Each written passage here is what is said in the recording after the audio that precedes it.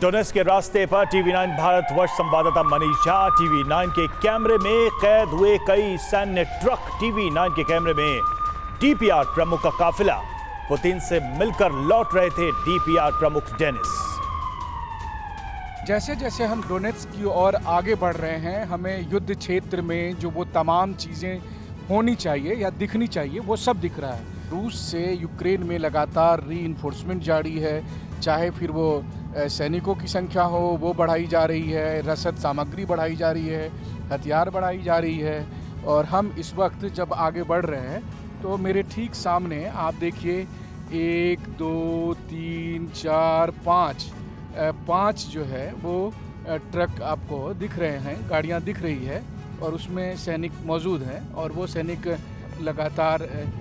अपने पोजीशन की तरफ, फॉरवर्ड पोजीशन की तरफ बढ़ रही है। तो इन दृश्यों के साथ आप सोचिए कि टीवी9 की टीम का मकसद है कि हम आपको ग्राउंड जीरो पर वो तस्वीरें दिखाएं जिससे आपको अंदाज़ा लगे कि जब दोनों सुपर पावर के राष्ट्राध्यक्ष एक दूसरे को धमकी दे रहे हैं या इस पूरी दुनिया के लिए वो किन खतरों की बात कर रहे हैं, उनको आप इन दृश्यों के साथ देखिए कि साल भर हो चुके हैं, आज सालगिरह है और सालगिरह के मौके पर जब हम आगे बढ़ रहे हैं तब आप देखिए एक के बाद एक आपको ट्रक पर और ट्रक में बैठे हर ट्रक में एक अंदाजे से आप सोचिए तो कम से कम 30-40 सैनिक एक एक ट्रक में मौजूद हैं। और इन ट्रकों में मौजूद होकर, अगर इन गाड़ियों में मौजूद होकर ये आगे बढ़ रहे हैं तो हम 5-6 ऐसे ट्रकों को बढ़ते हुए आगे देख रहे हैं। तो आप उसी से अंदाज़ा लगाइए। और इसी बीच में एक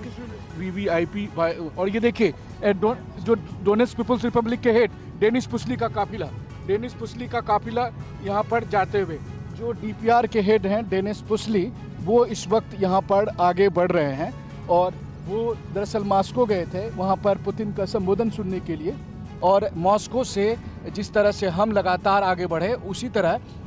जो डोनेट्स्क पीपल्स रिपब्लिक के हेड डेनिस पुसली हैं वो भी मॉस्को से पूरी रात का सफ़र तय करते हुए अब डोनेट्स्क पहुंच रहे हैं और मेरे ठीक आगे में उनका काफिला यहाँ पर गुजरा है। तो आप सोचिए कि टीवी9 की टीम इस वक्त कहाँ मौजूद है। टीवी9 की टीम इस वक्त ग्राउंड जीरो पर उस जगह मौजूद है जहाँ डोनेट्स्क पीपल्स रिपब्लिक के हेड डेनिस पुसली भी हमारे साथ साथ आगे बढ़ते हुए अपने राजधानी क्षेत्र डोनेट्स्क जा रहे हैं। वहीं सेना के वाहन हमने आपको दिखाए, एक के बाद एक कई वाहन, और साथ ही